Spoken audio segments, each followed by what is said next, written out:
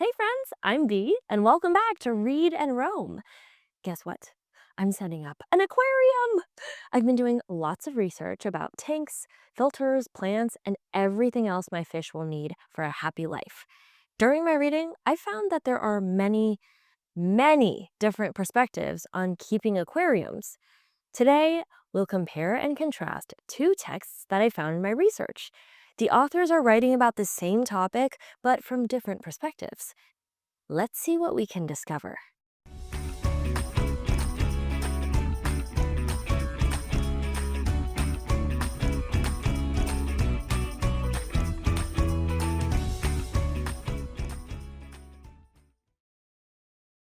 In this lesson, we'll explore what it looks like when two authors have different perspectives on the same topic. You might think that just means the authors disagree with each other or have totally different opinions. Sometimes that's the case. But remember, a perspective is more than just what an author thinks. It's also about why they think a certain way and how they present their ideas. Two authors might have a similar opinion, but for different reasons.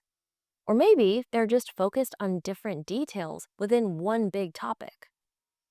To explore how authors' perspectives are similar and different, we can compare and contrast them. One way to compare and contrast is to use a Venn diagram, which you practiced in Unit 3.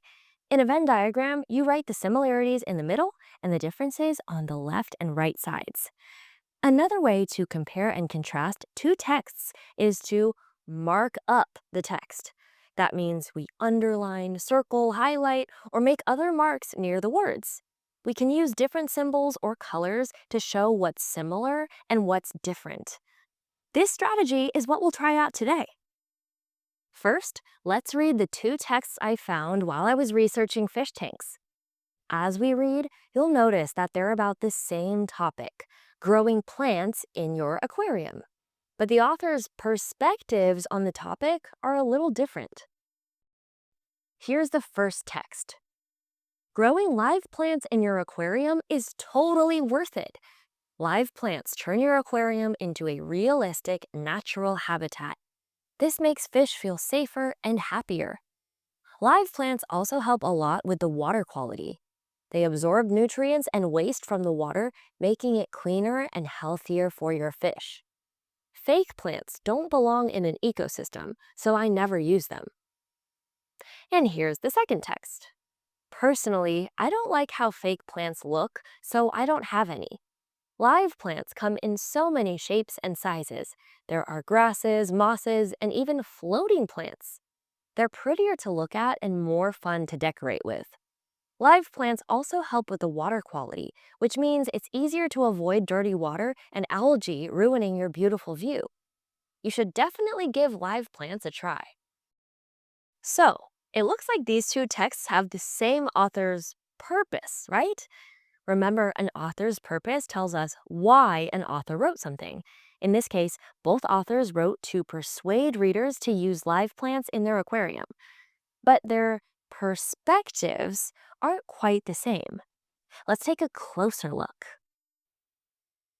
First, let's see what these two authors have in common.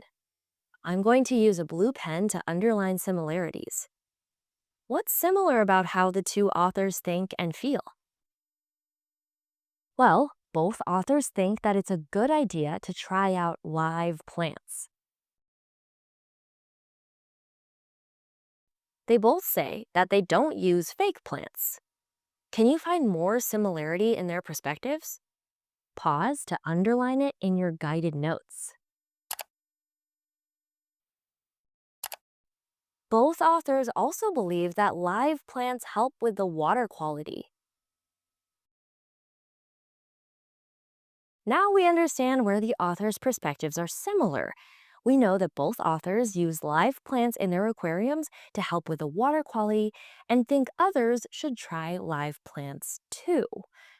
What about the differences in their perspectives? In your guided notes, take another look at the two texts.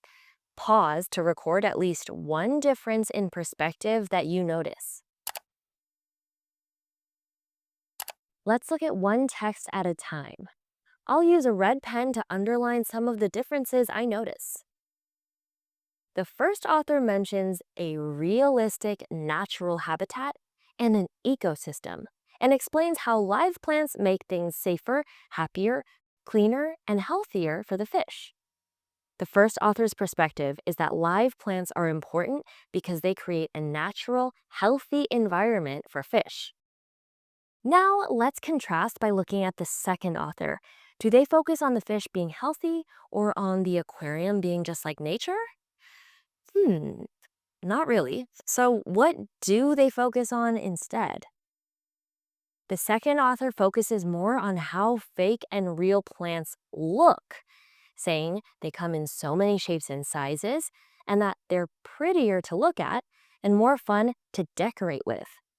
Instead of explaining how the water quality affects fish, they talk about dirty water and algae ruining your beautiful view.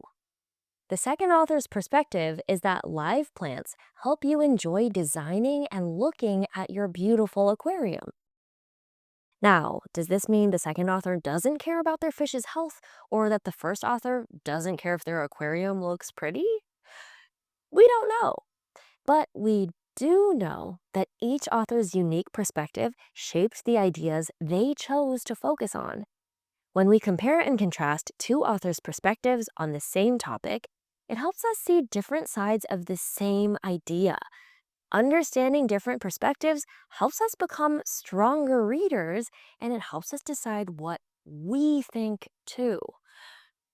Great work today. You'll continue to explore differing perspectives in your lesson materials. Meanwhile, I'm going to go shop for some live plants to make my aquarium healthier and prettier. And remember, where there are words, there's a world to explore. Until next time. Hey, hey.